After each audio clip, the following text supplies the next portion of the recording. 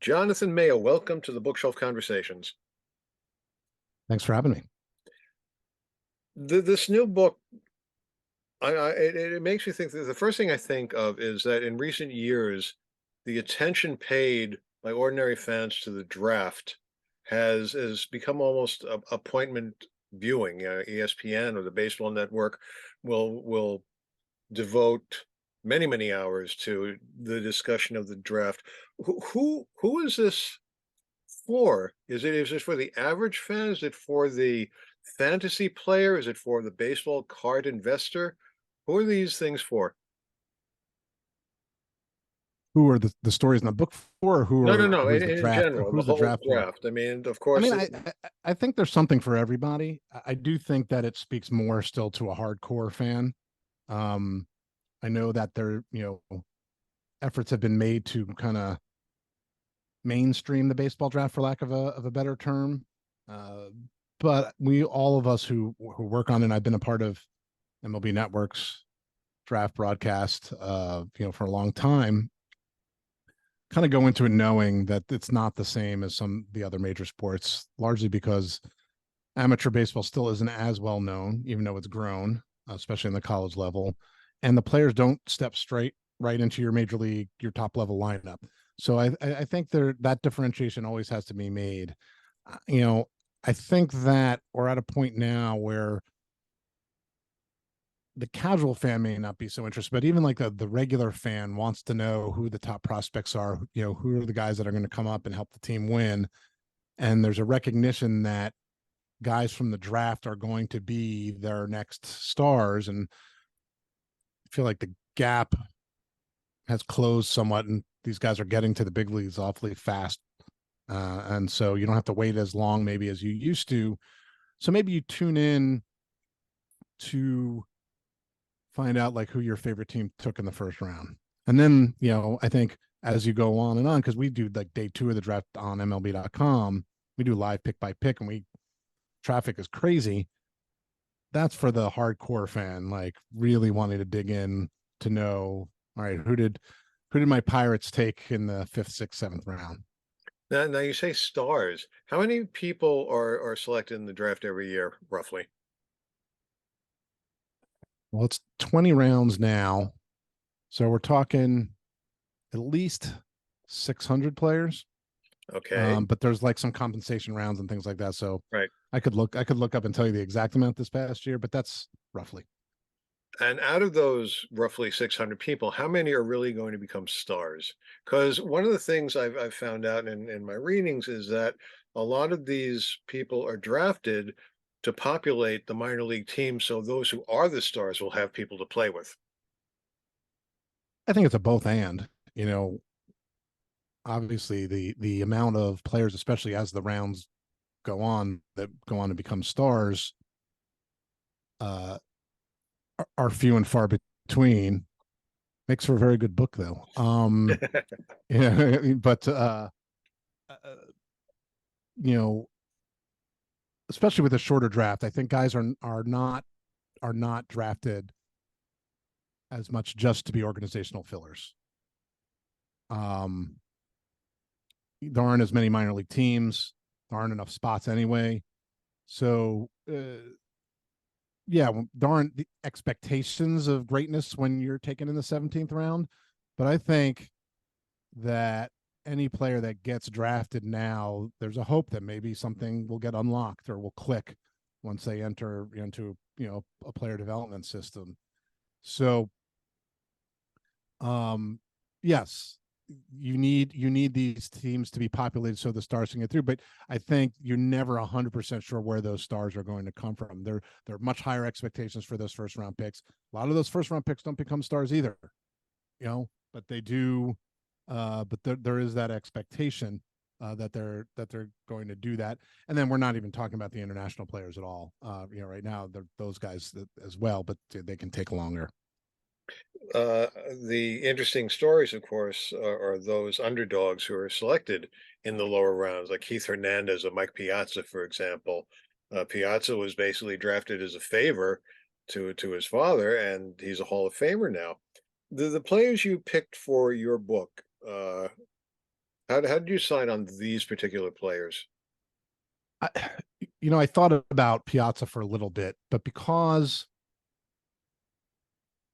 well, all the players that I want to tell is it's largely through the eyes and perspective of the scouts who initially saw something in them that maybe other people didn't see. And with Mike Piazza, it's a tremendous story, but there wasn't any great scouting there. I mean, someone saw a little something, but it was, as you said, it was just a favor, and the Dodgers got, extremely lucky that he was just much, much better than any would have anticipated. And all these stories in the book that happened, that all these players far exceeded expectations, regardless of where they were taken. But there was a little bit more, I would say, a little more legwork done in terms of scouting and maybe pounding the table and making sure that they did get drafted when they were selected. While Piazza, they worked him out. I'm sure he was seen as a favor and things like that. But back then, you could draft forever. Like that's how you get a guy drafted in the 61st round. It was the draft technically was 50 rounds, but if you wanted to keep going, you just kept going. So it was kind of like, all right, we'll take this guy because time of the sword knows the family, and the rest is history. So it didn't quite fit what I was looking for. Talk a little bit about that scouting process, because some of the things, the the hierarchy, the timelines confuse me. So let's say you're a fantastic high school player. Who Mhm. starts looking at you at that level? If you're like a high level high school player, and keep in mind that the game has evolved a lot, even from the time some of these stories were taken. A lot of these guys in the book are no longer, there aren't that many active players. Shane Bieber and Mookie Betts. When I finished writing, Albert Pujols was finishing up his career. Lorenzo Cain was still sort of hanging on. But so if you're a top level high school player, you've probably been seen at showcases for a couple of years. Um, Well, let me interrupt you for 1 second. What is a showcase? okay. So yeah, showcases are run sometimes by outside organizations like Perfect Game or Baseball Factory, the organization that run these high level like tournaments. And it is what the word suggests. It's a way for players to showcase their abilities. Major League Baseball runs some of them now. Um, and so at an early age, these guys are often kind of identified as guys to keep an eye on. Heck, there are teams now that hire scouts to only look at underclassmen to kind of get ahead of the curve before. But to simplify a little bit, it's usually the summer before a high school player's senior year that's like really important if you're a high level high school player. And there are a bunch of different events. The East Coast Professional Showcase. USA Baseball has its well, now it's in conjunction with Major League Baseball. It's called PDP League, it's like Pipeline Development League, that helps identify who's going to play for the 18 and under national team and international competition. And so there's a bunch of events there. There's something called the Area Code Games in California. There are a bunch of All American games, which are one offs, but you get a sense of how they do on national TV and under the national spotlight. And that enables scouts to create what's called a follow list, which is a list of players in their area that they know that they want to keep an eye on. And the high level guys are the guys that are identified like, oh, this guy might be a first round pick next year. Then, there might be some fall baseball and things like that. But really in the spring is when they start getting evaluated. And the hierarchy it starts with the area scout, and different teams split up the country in different ways, but you'll have area scouts all around the country, and they're responsible for any and all high school and college players for that draft class in that area. And they'll write reports and grade out the players and their skills. And depending on how the report is written and graded out, or if they, really check off a guy, then it goes up a level. And there are regional cross checkers, and then there's a national cross checkers. And they, again, it's what it sounds like. They come in and check to see, do we agree with what the area scout said about this player? And then like the high level players are seen by the scouting director. And the scouting director is the one who oversees the whole department, runs the draft, but he can't see every single player you might take. Maybe the first few rounds, if you're lucky because you saw a guy at a showcase or like at a college conference tournament late in the spring, you may see more players. And then, above the scouting director is the general manager. Most people know who baseball fans know who your general manager is. He typically will see the guys who are in contention to be a first round pick, maybe a little bit more, especially if they have, a scouting background and really like to get out there and see those players, or they pick really high in the draft. So then they'll try to see a larger assortment of players. So all these players have something in common. They're all, like you say, stars in their amateur levels, and then they get noticed and they move up. You mentioned performing in front of the national spotlight, and I wonder, uh, players who come from areas where you can play baseball all year round, Florida, California, must have an advantage over those who come from, let's say, Minnesota or the or Maine or in that area. And as far as national spotlight, I'm sure those who play for big schools are more in the national spotlight than those from smaller schools. Now, maybe you can handle that kind of attention, maybe you can't. And I'm wondering how much of a psychological profile goes into evaluating some of these people. Oh, a lot. And especially you're talking like the guys at the top of the draft. Paul Skeens signed with the Pirates. He was the number one pick in this last year's draft, and he had $9.2 million. Right? So if you're investing that kind of money, you want to have as much of a sense of what makes a guy tick as you can. Now, throughout history, there have been plenty of number one picks who haven't even made it to the big leagues, let alone reach what when you pick number one in draft, you want to pick a superstar, like a franchise changing generational kind of talent.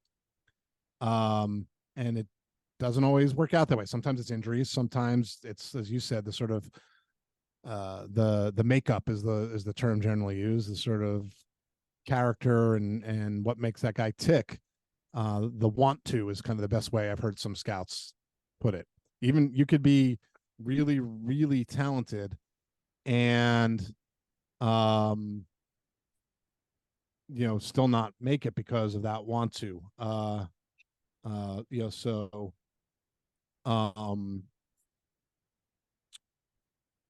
so I think it does come into play. And having seen Paul Skeens and Dylan Cruz at LSU, one of the biggest baseball programs in the country and the best college conference in college baseball, win the College World Series, you get a pretty good sense of like, all right, they can handle that kind of pressure.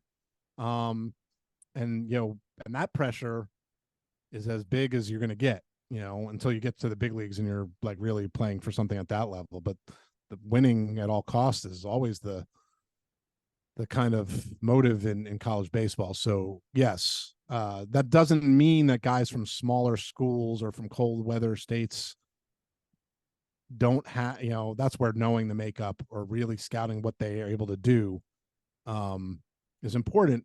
And added on to that, Ron, is in some of those cold weather areas, I live in Pittsburgh, you could watch a really good hitter and it's hard to know, like, you're facing Pittsburgh area high school pitching.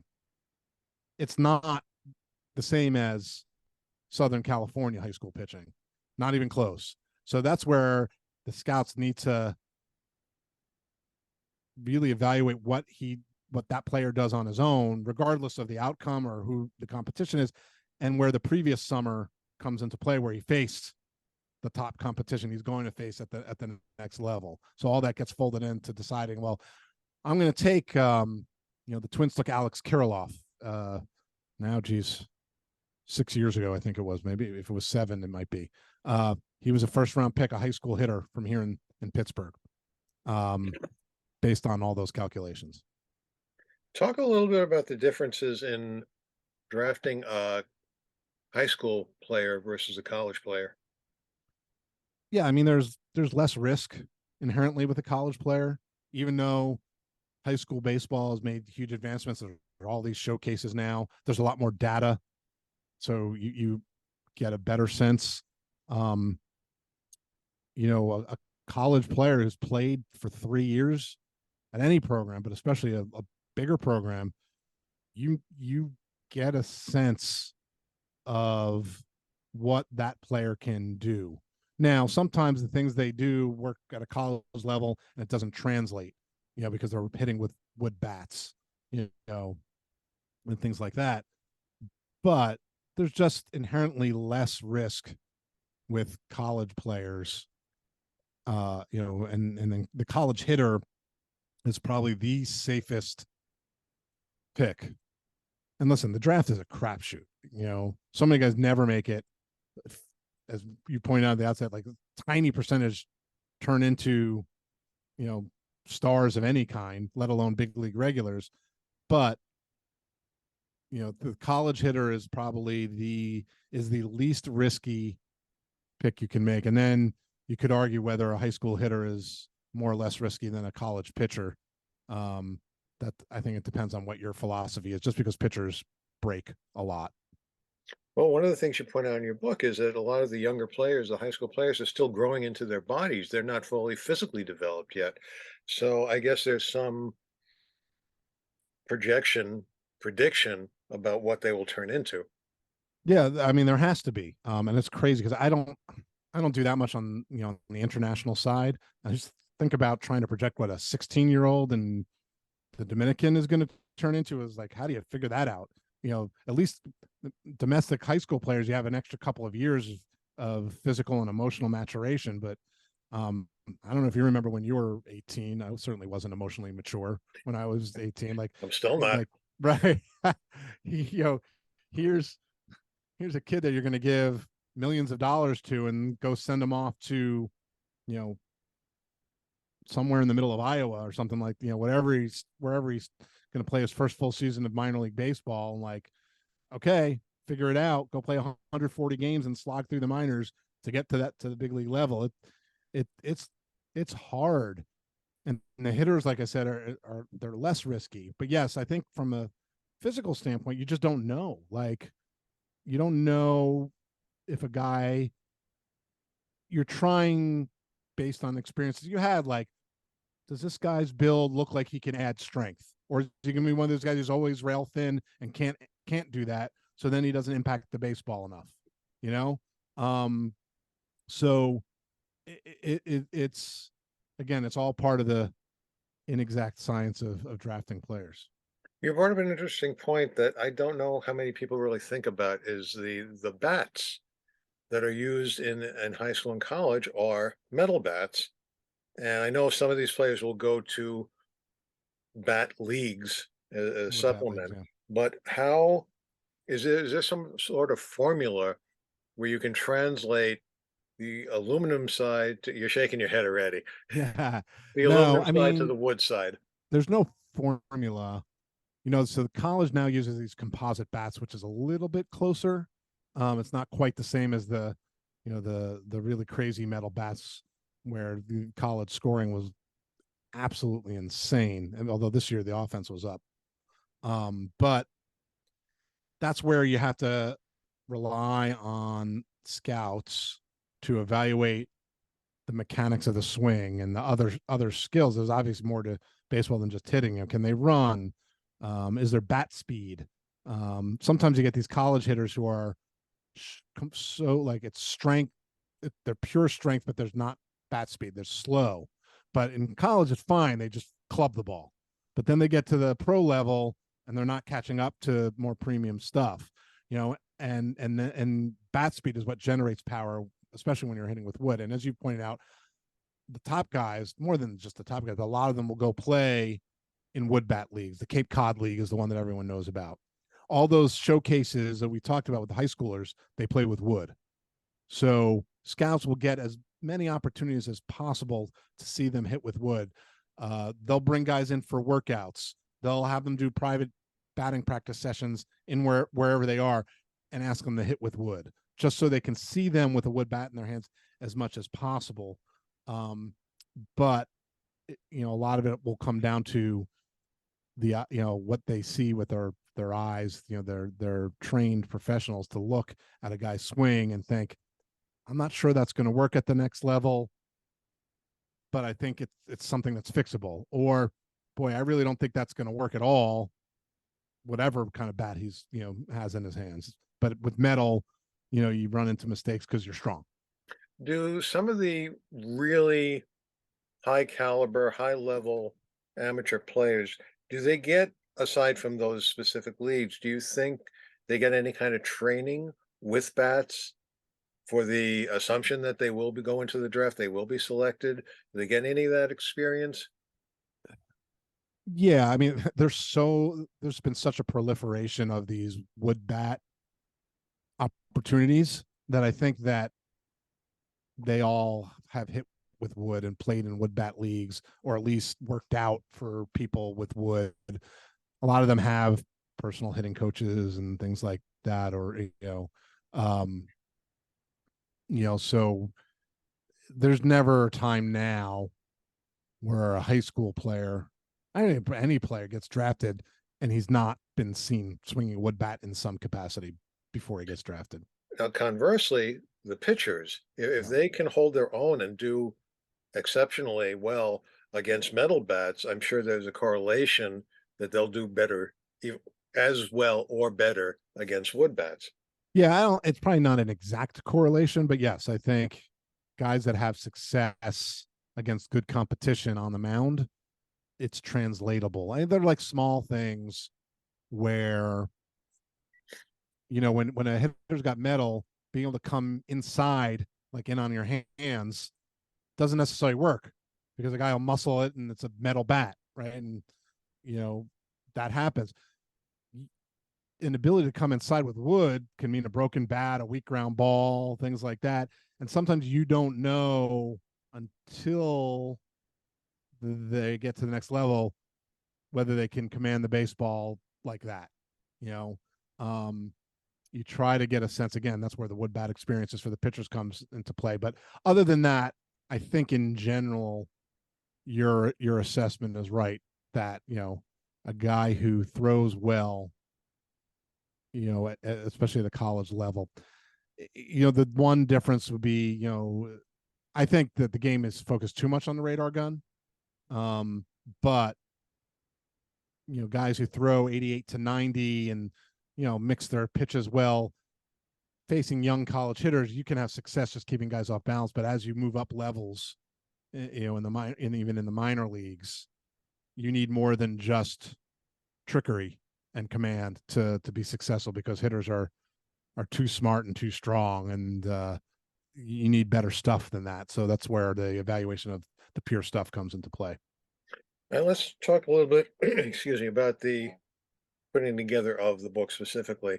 There are Mm-hmm. 8 players in here. I'm guessing that there were more you considered for the book. Yeah, yeah. No, I could probably crank out a couple sequels. I don't have a long list right now, but there are lots and lots of these kinds of stories, and really, all some of it depends on like how far do you want to go back. I was trying to be somewhat present. Um, I the pandemic got in the way, things got in the way, things you've talked to enough authors and you've written yourself, it things take longer than often take longer than you think they should. um and writing a book is no joke, but uh the further you go back, the harder it is to track down the scouts who scouted the players and things like that. But there are tons of stories. Look at any year's all-star rosters. It's not like it's all first round picks, or high bonus international signings.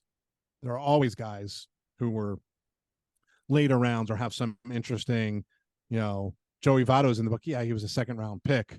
So was Charlie Blackmon, who's in the book. But how they were scouted and evaluated, and it was, not typical, and they weren't liked by that many teams at that level. But by and large, most of the guys in this book are later than that. And every all-star year, like every year there are all stars that come from those like middle late rounds. Votto is Canadian. What is that process? Is that uh, a hindrance? I mean, talk about cold weather playing. Uh, Well, it was in 2002. I think now you're more likely, if you're that talented of a hitter, you're going to be seen. He didn't do many of the showcases, and there weren't as many of them back then. He did do one of the big ones, and that's where the Red scouting director, Casey McKeon, saw him for the first time, but he was completely unknown. Um, and he, back then, especially, Canadian high schools had like they call 13th grade. mhm. If you weren't quite ready to go off to college or enter the world, you could kind of go back for this almost post grad high school year. And he took advantage of that. He was super young. Like he was he was 17 after his, those of the States would normally graduate high school. And he knew he wasn't ready to do whatever the next thing was going to be. And so, yes, it was harder to scout. And the Reds didn't even really have a full time Canadian scout. They hired a guy who was kind of a cross checker and keep an eye on Canada. But they didn't even go and see him that much during the year by design because they didn't want people to know they liked him. But 21 years ago, he kind of slipped through the cracks where there were really only two teams that were at all interested in him, the Reds and the Yankees. It's hard to believe it was that long ago. Uh, Yep. let's talk about the title a little bit. So the title is "Smart, Wrong, and Lucky: The Origin Stories of Baseball's Unexpected Stars." Let's take those three words. Smart. What's the smart part? Well, I think the smart part is that I have such huge respect, if that hasn't come through already, for the scouting industry. And I think that too often, especially these days, they are underappreciated. And in each of these stories, some scout, at least one, was smart enough to see something in a player. They also were way too smart to ever fall for the bait of me trying to get them to admit that they thought, Jacob DeGrom was going to be the best pitcher in the National League, when they drafted him, or, Ian Kinsler was going to be the best player from his draft class when they took him in the 17th round. They would never do that, but they were smart enough to recognize that this guy has a chance. And that's all the draft really is it's a chance for these players to get into pro ball and see what happens. And like I said, you never know what's going to get unlocked. So that's, to me, the smart part. And what's the wrong part? The wrong part is that the rest of the industry was wrong about these players, right? Looking back, Albert Pujols should have been the number one overall pick in that draft. He went in the 13th round, right? Ian Kinsler, was the best player according to wins above replacement in his draft class, not by a huge amount, but he definitely should have been a first rounder. All these guys should have been taken in the first round. I mean, even Mookie Betts, who got paid pretty well to sign him away from his college commitment, and he went in the 5th round. The Red Sox scouting director Amiel Sade said, like, I went back and looked at the old reports, and I was like, why didn't I take him sooner? So even the guys, sometimes the teams that got the player were wrong in not taking him earlier than that. Lucky's kind of self-explanatory I because think, you have to have a I lot think of so. luck to make it. As we wrap up, I just want to get your take on: do you have a favorite movie about scouting?